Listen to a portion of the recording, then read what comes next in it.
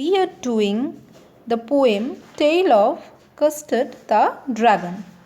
And stanza 1 starts with the main character Belinda. And she lived in a little white house. And with a black kitten, a grey mouse, a grey dog, a red wagon, and a little pet dragon. Okay, so all of them are little. You can see the rhyming scheme over here is AABB.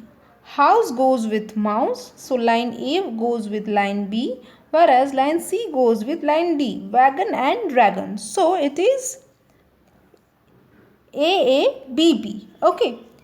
And repetition is used with the word little.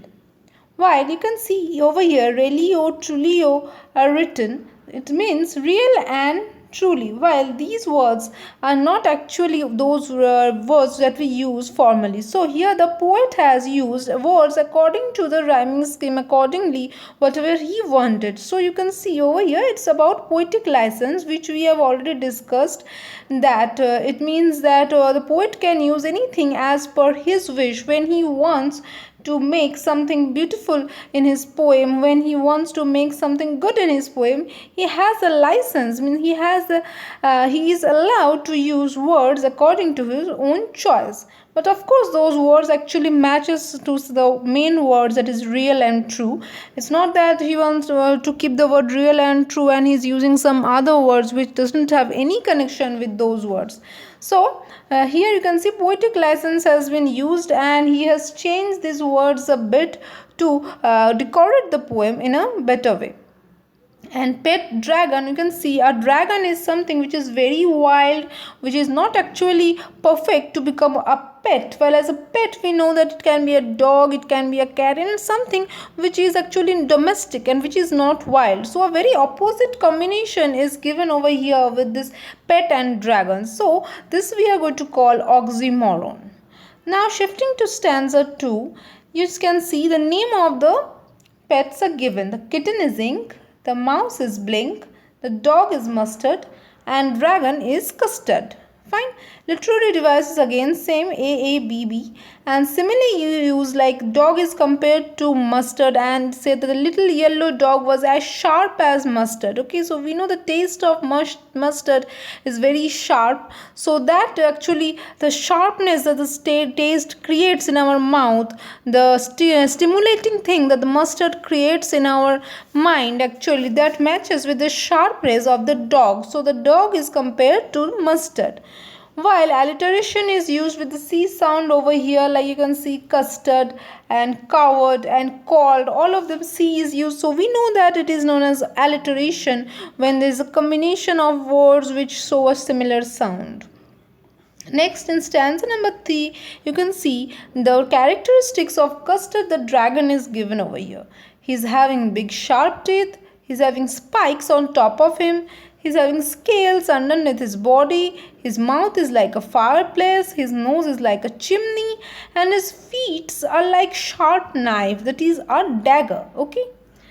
And the rhyming scheme is again same. You can see again a comparison is given over here, like the dragon's mouth is compared to a fireplace and the nose is compared to a chimney. Okay, so simile is used over here when a comparison is direct, like compare is directly telling the comparison, while metaphor is used well, like chimney for a nose. It's an indirect type of comparison, like it's not directly tell that this is that. It is not a direct application of the thing, while it's indirectly it's telling that the nose is like a chimney. So that is creating a metaphor over here. Why? Because it's an indirect type of thing.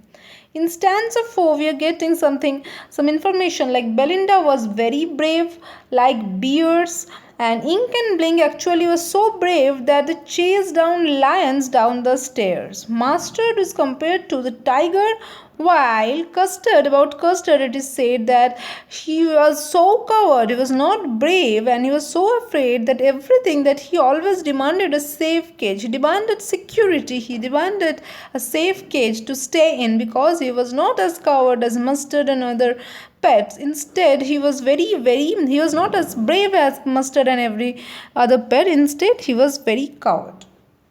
The rhyming scheme is again same AABB. Alliteration is used over here. Barrel, beers, brave, Belinda. You can see the B is repeated number of time.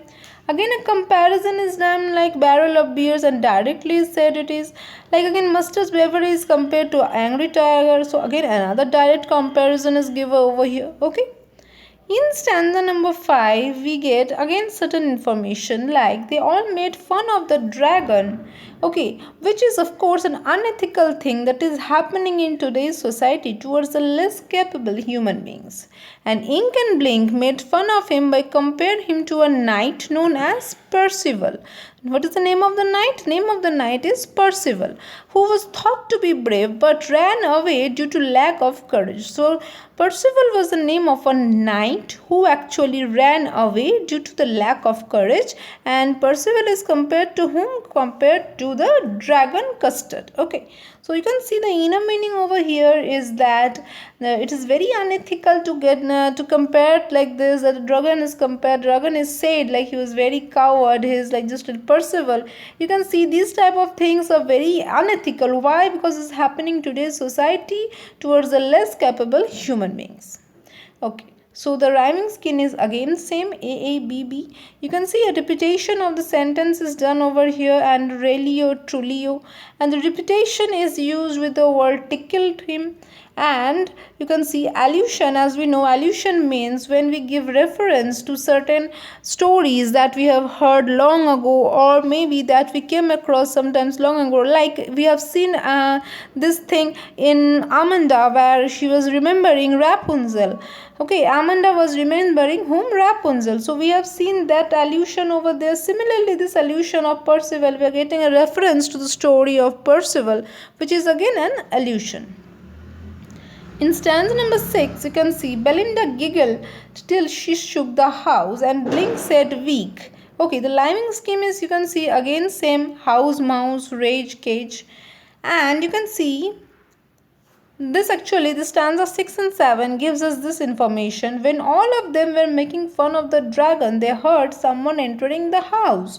So someone entered the house when everyone was busy making fun of whom? The dragon. And when they looked towards the window, towards what? The window. It's not the door, it's not balcony, it's the window.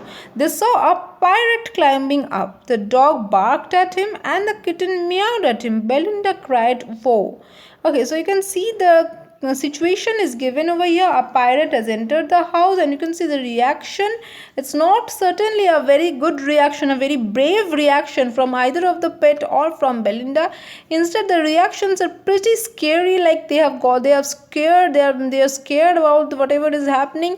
You can see it's not that the character has been described in a certain manner that it's very brave character, but you can see the way the character is placed over here, the way they are behaving, the pets are behaving on the entry of the pirates, it's not certainly very good. Okay, so the rhyming scheme is again same AABB, and consonants is used over for the sound S, like suddenly they heard a nasty sound. So repetition of the S sound is here. Onomatopoeia, you can see Mustard growled, and then someone meowed. Okay, so you can see, you can just imagine this sound in your head.